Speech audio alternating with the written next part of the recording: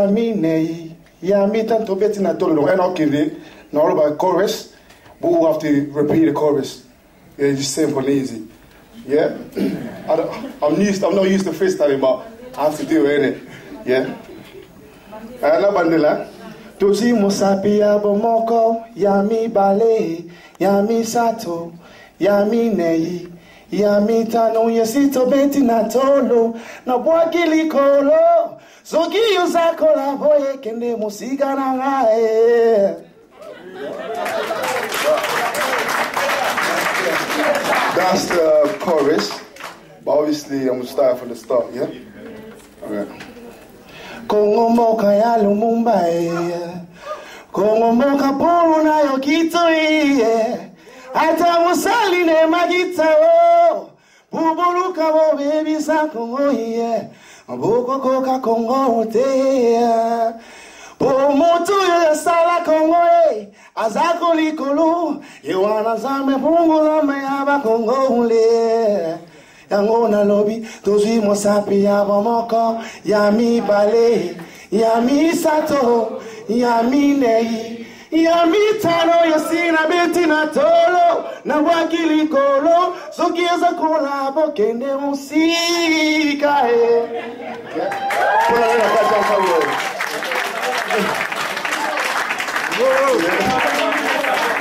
Bona nela ngana kata ko boy bina bandela. Bona ko bandela na sala nzimo mususu oza ki na ngapeza conseil pour na ba jeune. Makole lenga.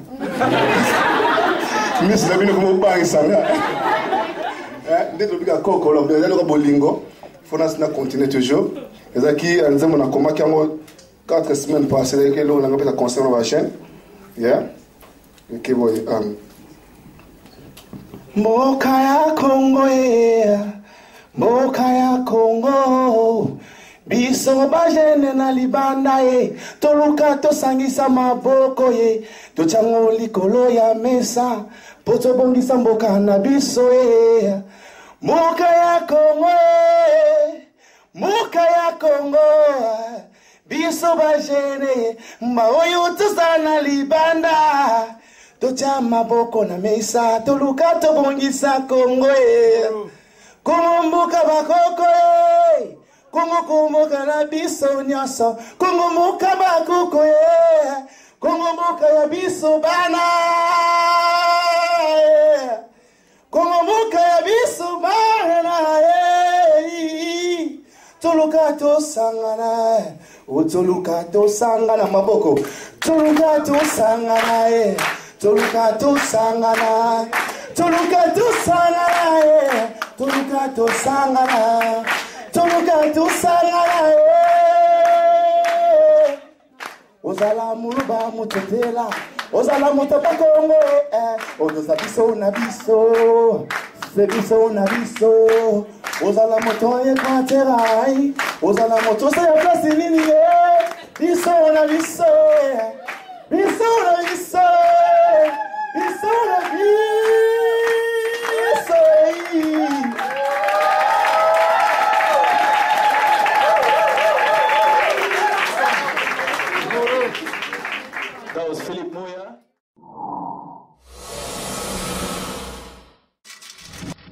Thank you very much. Next, we have a singer who just released a new single with K Coco. Her name is Lily Lafleur.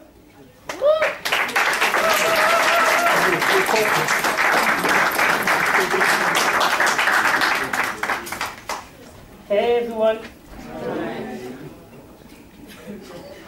How you guys doing? Yeah. I'm just going to perform the song. I'll go halfway because time. Girlfriend.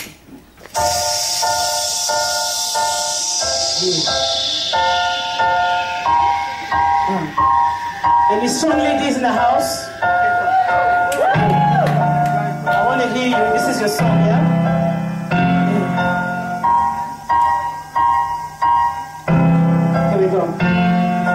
Girlfriend, don't you know that you're strong woman? Put your hands together for yourself, girlfriend.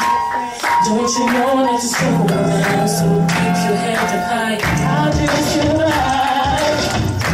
rejected by your family. How do you feel about without your money?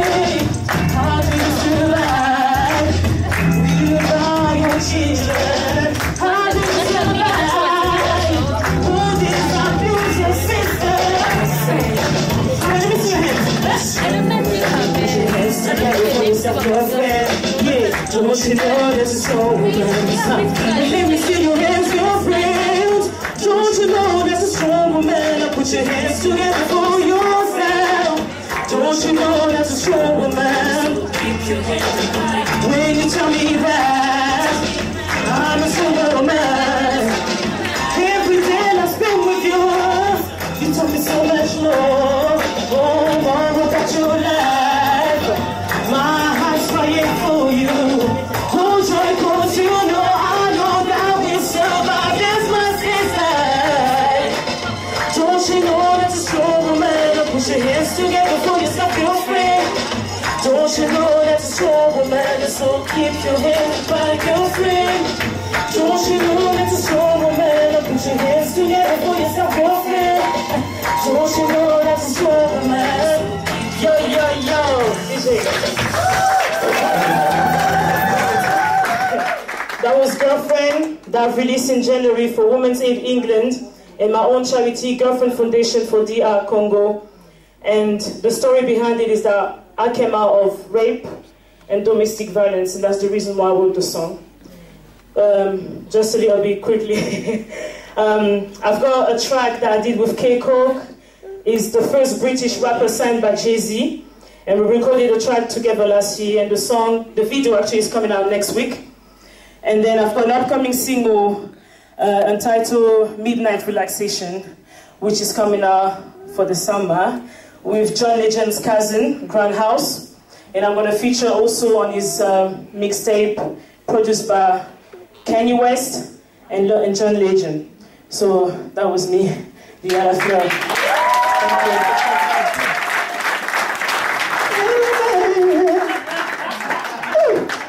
Moi, je suis un homme qui est à l'église.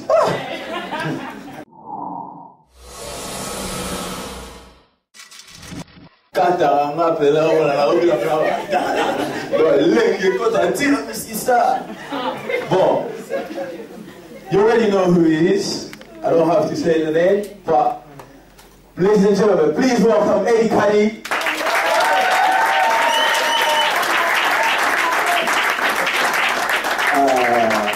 Hi everyone, how you doing? Are we good? Tontombuli.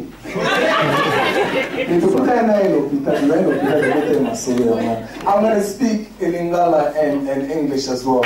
So I don't know if you understand Lingala, but it's the facial expression can pretty much give away what I'm trying to say. My name is Eddie Kadi, but my actual birth name is Ede Kodia Kasiana Kadi. So yes, my tribe is I'm from Bandundu. That's what I'm from. Yeah, that's my cousin there. I was born in Congo. I was born in a hospital called Mamayemo.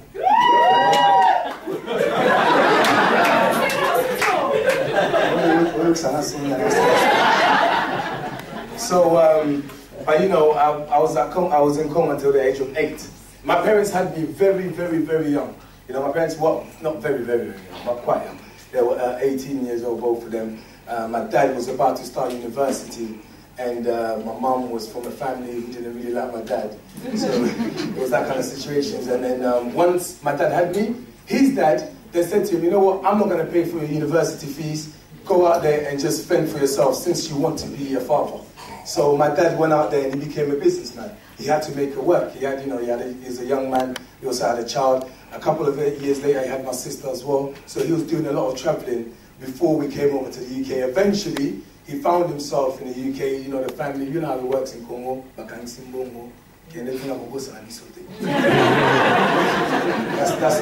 always the advice. So my dad came over to the UK, and a couple of years later, we followed suit. Now, as you can imagine, I came at the age of 8. So, you know, English was nowhere near my tongue. You know, I couldn't speak the language. But one thing I had was I had the Congolese boldness. You know, like, I'm sure Congolese people, wherever we go in the world, we make it work. Absolutely. You know, my mum till today, her English she struggles, but when she wants to let the doctor know what's wrong with her, she'll let her know. She'll mix it. Early before my mum could speak English properly, she used to make it work. You know, she'll use Lingala words, but English. Like, you know, come to the doctor, pass it. Pass it back, pass it. You know, the doctor understood. You know what I'm saying, bro. You know what I'm saying. So, mum made it work, you know. But to be honest, my childhood was, I'm from a very close-knit family. You know, before, there's an age gap between, so that there's myself and my sister 3 years apart, and then after that, there's a 12-year gap, 9-year gap with my other sister. Then there's a 12-year gap with my other brother between myself and him. So there's 4 of us, but growing up, you know, my dad, his whole thing was, I brought it to this country, and the family back home, I expect you to make a success of yourself. You know, the pressure came from the fact that he started university because of me. He couldn't finish, and my dad made sure I remembered it.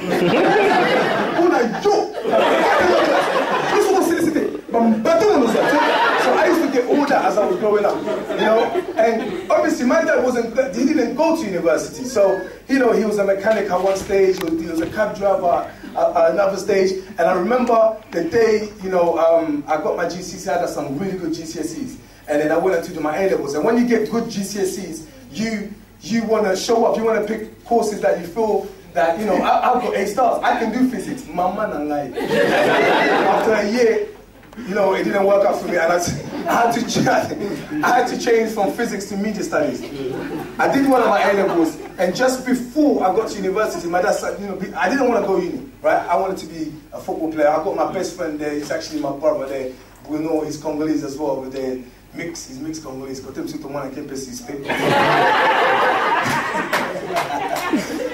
you know, that's my brother right there, you know. So we went to the same school, you know, he's known me from the age of 11, so he knows how it was for me growing up. And my dad said to me, you must go uni. I wanted to be a football player. He didn't want to. I really thought I could be a footballer. I really did, you know, but uni wasn't there. So I remember my dad saying to me, look, you have to go uni. It's very, very important.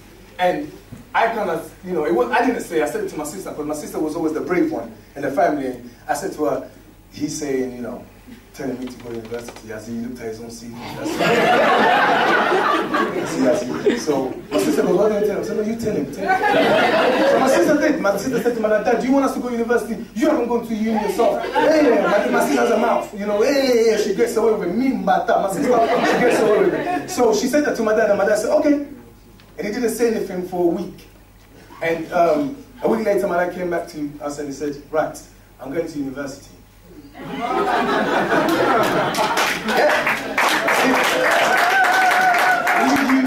clap now, but my mum was sitting there. And my mum, I don't think he spoke to my mum about that. But my mum had that look of like, so mama, university, you're going to go to uni 3 years out of your life, you're going to take 3-4 years out of your life to do, what about, you know, how are we going to be fed? You know, what's going on? But I realized, man, I said to you, I'm going to go to university since you guys like to talk. And I'm going to show you guys it's possible that to go uni. My dad went to this university. He went to South Bank, he studied the business IT. His English wasn't perfect, but he was able to mix with different cultures and make it work. Every day he'll come back and he had this, you know, some sort of story how this these Nigerians are sold. You talk about Nigerians here, Mama. These Nigerians, they're motivated. You know, he was the only Congolese in his class. Then you'll get some guys from Cameroon, they're really, you know, up for it. So he wanted to just keep up. Dad will come back. He learned programming. I couldn't believe my dad. My dad became so arrogant in the house as well. When he's watching TV, he's able to work at the app. What's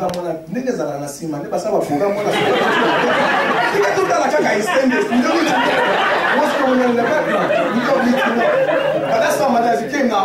I started to feel the pressure from earlier on because my dad's second year university was not my first year. Because I was, you know, he's going to finish uni. My sister said, you have to go. But I was thinking, nah, that's going to reach a point where he'll break. He'll break. That finished. He graduated. I remember when I walked through Vonella, we walked through, I said, this is where, this specific campus is where my dad graduated. And that day, when my dad was taking a picture, and they were taking a picture where my mom was there, my mom was sitting next to her, my sister was there, I was on the other side, and my dad was saying to me, hey, D.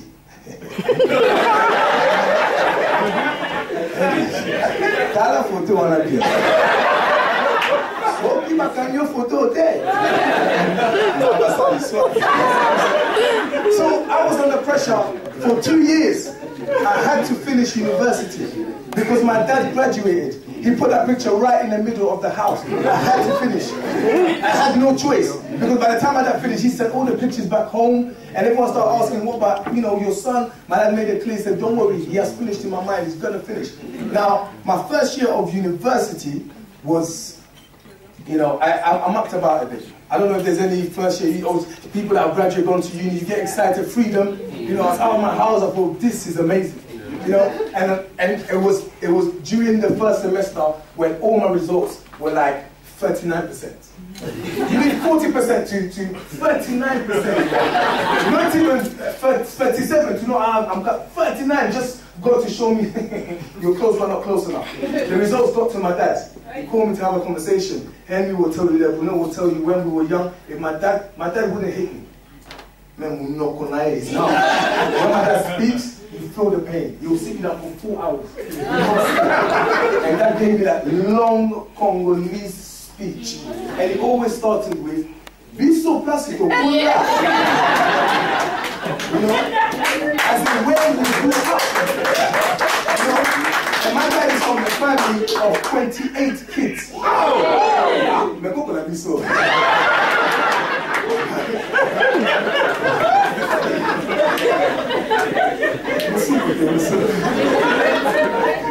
28 kids. My dad's the second in the family, and he's 47 years old. Right? Very young. I told you he had been very young. So he would break the story, said there were 28 of us. Some of us made it, some of us didn't. The ones that made it were the ones who were focused and they listened. Because my grandma was born in a village. At the age of 16, he moved to the capital city. He couldn't speak Lingala. He couldn't speak French. He was watching dogs for the Belgians. And off the back of that, he just became a businessman. He became smart. He taught himself maths. Maths. Someone mentioned maths earlier. Yes. That's the gift God just gives us. He taught himself maths and he became an entrepreneur. Back and forth in the village, bringing back cows and goats. And I've seen all types of animals come through the compound when I was growing up. Big businessman. And he gave advice to those who would listen and those that wouldn't. So, in that situation, when I had my 39%, my dad gave me that advice. He looked at me and gave me that long speech. I told you the next semester was A's. And I moved on to my second year. And as I'm moving on to my second and third year, my younger sister's 3 years younger than me, Charlene, she's now following. So I started to realize that actually this is a chain. But during the time I was at university, I get bored very easily. I've got a short attention span. And I've realized that we're creative people. When you're at school, like I was at school, like, we will always get into trouble because the teacher will be talking and then we just forget we're in a lesson. But I used to think, what is it where I can, forget about a uni sometime and focus on other things. So we had what we call the African Caribbean Society and the ACS. So I quickly became the spokesperson. I had the big mouth on the team. So they made me the spokesperson. And every week you'll have 600 students and we'll have meetings, debates, just things that students like to talk about. And I remember that year we had a massive talent show. And we tried to book comedians. And at the time, they wanted the comedians to actually perform. And the comedians cost too much money, we didn't have enough. So I said, you know what, we don't need comics, we just need a presenter. I'll do it. I don't mind, because, we'll save a lot of money, just bringing on acts. But I got so nervous on the night. I was so nervous, I didn't realize what I put myself in for. Go bang up, I said, what have I done? And of course, I thought, the best thing to do is just not pretend to be someone else. And I always used to laugh by one of my friends, uncles is Nigerian. So I said, I'm going to be a Nigerian, I'm just going to be this uncle. I was wearing a suit, right? This was 2002, October, at Kingston University. I was wearing a suit and they called me on stage and I just went dizzy. I just went to about 800 people. And I came out. I said, hello, how are you doing? How's everybody today? And that was me for the rest of the show. Every now and then I'll be myself. But people laughed so much. I didn't expect that. But every time people laughed, it just got more and more out of me, And I didn't realize that I loved it so much. And that very day I fell in love with performing. And during that time I tried to balance university with performing. I started getting booked just to host talent shows. Not as a comedian, just as a host. And I did that for 2 years. And during the time I was at university, In fact, that first show, I met up with a friend of mine at the time, and he had a live band, and we started, performing. So I would perform and introduce his live band, and we started getting booked all over the place. So imagine university people are calling, come and perform at uni. He's £100. £100 just to come on and just chat nonsense. And different universities were doing that, and I thought, no, I need to leave uni. In my head, I thought, I need to leave uni. £100 here, South Bank, give me £100, Brunel £100, Goldsmith £100, sometimes if God is good, 250. Money started coming, we're going all over the place. Going up and down the country as well. I've never been outside London. I'm starting to see Sheffield, Leeds, Dalagaga. So it was a beautiful feeling. It was a beautiful feeling. But I got to my third year and I started realizing I'm slacking at university. Because I was performing so much. By this time, every university knew about me. And I just enjoyed it. I didn't think anything of it. I didn't think career. I didn't think any of that. I just enjoyed it. But I had to remember, if I don't finish uni, I'm in trouble. So I made sure I sorted that out. Right? And I remember performing at my sister's university. Charlotte saw me perform. She was so surprised. She'd never seen me perform before. She went straight home and said to me, Dad, Eddie is fantastic. Seriously, you need to come and watch it. I don't want to watch it. I watch it. I have a certificate, man. I'm watching this. I have a certificate. I'm watching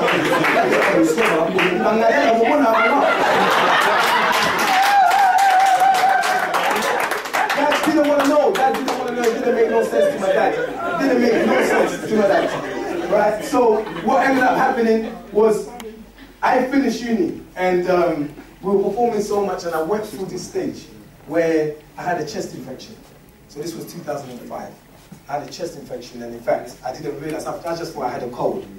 Went to my mum, I don't know what it was, maybe some mother and son thing, and she called me from when I was at my house, she called me to come home. She said, no, I need to see you. I came home, and when you're ill, you don't want to show your mum you're ill because I want to be responsible. I don't want her to say, you're not feeding yourself food. So I pretended.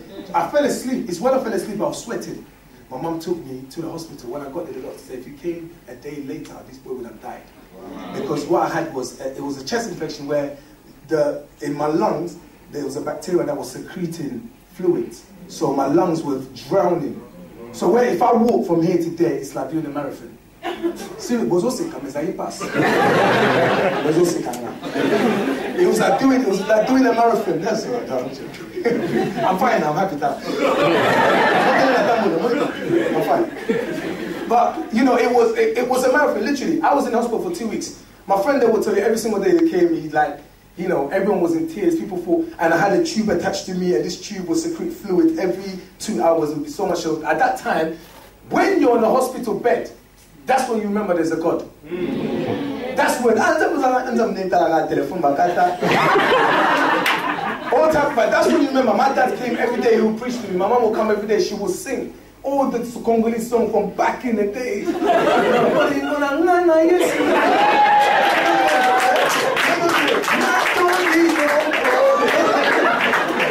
are the things when you're in the hospital, man. Just but seriously, Mom would pray for me every day. And I remember that very moment in time I said, once I come out of hospital, I'm not performing anymore. I'm not doing anything. I'm just going to go to church. I'm going to become a diacre. Seriously, I wasn't interested. In 2 weeks in hospital, came out, and I remember phoning my friend. Imagine, we now have plans. We're going to do a lot of events. And I remember telling him, I don't want to be a part of this anymore. I don't want to be a part of it. And he said to me, are you making a big mistake? I said, no, man. What we're doing is wrong. You come so close to God sometimes. God doesn't want you to go that far, but you come extreme. What we're doing is wrong. We should be able to just preaching the word of God. My friend said, Ed, seriously. 9 months, though, I couldn't do anything anyway because my lungs, one shrunk. So there was the lung smaller than the other, so you had to get back to the normal size. So for about 9 months, I wasn't doing anything. And I remember just missing performing. That's all I remember. And I remember saying to my dad, Daddy, I really want to perform. My dad's never seen me perform. And I've spoken to my friend. He said there's a show, he can put me on a show. And there was a show at Highgate in North London. Small show. That's about this amount of people. I said, Dad, I really want to perform. He'll come back, Dad. And my dad said, okay. And I think at that time, because, I had this soft spot. So Dad said, I'll take you to the event. We just went to this event. And I was performing. And my dad sat there. Everyone was laughing about my dad. This is what my dad was doing. Like, he was just watching everyone. When the performance finished, I finished it because I was hosting the show. I finished, I said, Dad, how did you find the show? I said, yeah, it was alright. Yeah, he goes, but you know, Eddie, you should continue. I said, why, Dad? He goes, na konte batu, I can't do it.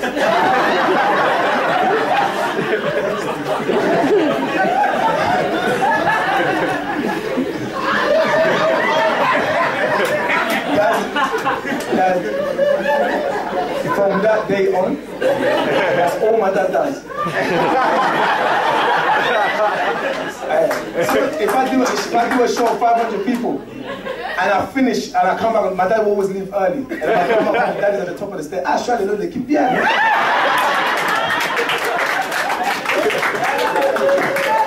But you know, I feel like I'm going to tell me when it's my time to rock. Yeah? So, for about from 2005 to 2010, it was a crazy journey.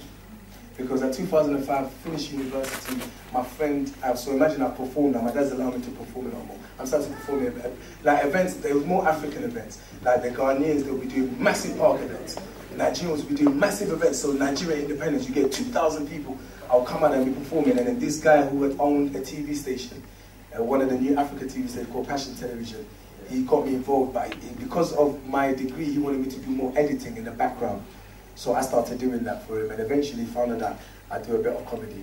So he put me in front of the camera, and I loved it. For about a year, it was me and the camera just cracking jokes. That was my show, just talking to the camera. And I got more and more popular. I was that place, but the balance between doing the camera work and doing the editing was too much for me. And then my name started to spread so much, people wanted me to just perform all over the place. So I remember I said to him, I can't do this editing stuff and sleeping at this place and really suffering stuff, because the station didn't have a lot of money, so there was only 4 of us. We did everything. So as soon as you finish recording the show, people think you're leading a glamour life. Like, my name is Eddie Gally, this is the good stuff. As soon as I came on, I Kumboli pen and I was like, that was a life, you know. But eventually I had to just think, you know what? It's one thing you mentioned there, my brother. You was talking about sometimes you just have to take that risk, what your parents did. And I remember at the time I would get maybe £300 a month, and then sometimes I might get £500 a month for hard work. But I thought, if I quit, I'm not getting that income, because I wasn't, in terms of the other shows, I wasn't putting myself out there so much because I was doing this. I thought I might not get booked again. But I took the risk and I quit. I quit the job, I quit the TV station. As soon as I quit the TV station, I remember it was September 2006. In November 2006, that was when I received my first ever award, which was the Young Best Black Comedian, and that was in the British Black Entertainment Comedy Awards. And once I received that award, I thought, okay, people really like me. And after I got that award, someone approached me and took me to Nigeria, but that was to do a short film. So I started doing some acting out there. As soon as I came back, there were so many shows, like I didn't know what to do. I was getting booked for so many shows, and of course, the same friend that I had at university now, you know, he's managing me, was now thinking, okay, do you know what? We need to start putting on events of our own, like, because we have an audience. So I wanted to do my first show, 700 people, and I remember people saying to me, you can't get 700 people, you're a young comedian. As a comedian on a one-man show, you can't, you've only just been in again for a year. Well, to cut a long story short, one thing I'll say to you guys is, if someone gives you advice, every advice you receive is based on the person's limit. It might be good advice, but it's based on that person's limit. So if someone says you can't cross over on the other side, they probably think they are not able to. Give it a go yourself. I did my first show and I sold it out 700 people. I did another show, 900 people. My first show was another 900. Then we stepped it up, we went to the Indigo, which was 2,000 people. We did that twice. That's when the O2, that's when we now approached the O2 Arena. And they made it clear, they said, are you sure you want to do this? Because they don't know. They said, you know, you're coming from an audience that I don't really know. I remember my dad saying,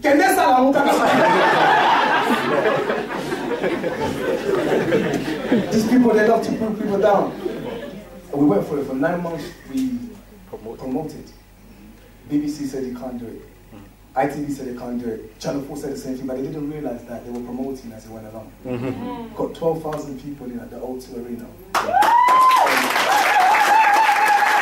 I got from there was that being a young Congolese, they're thinking we can't do it. One of the main reasons why I decided to come to this event is because I want people to understand that we all have to stick together. We do have to, really push our people and our youngers. I've got a brother and a sister that need that push. And I'm doing this not so I can just get the glory, so they can actually be inspired the same way my dad inspired me.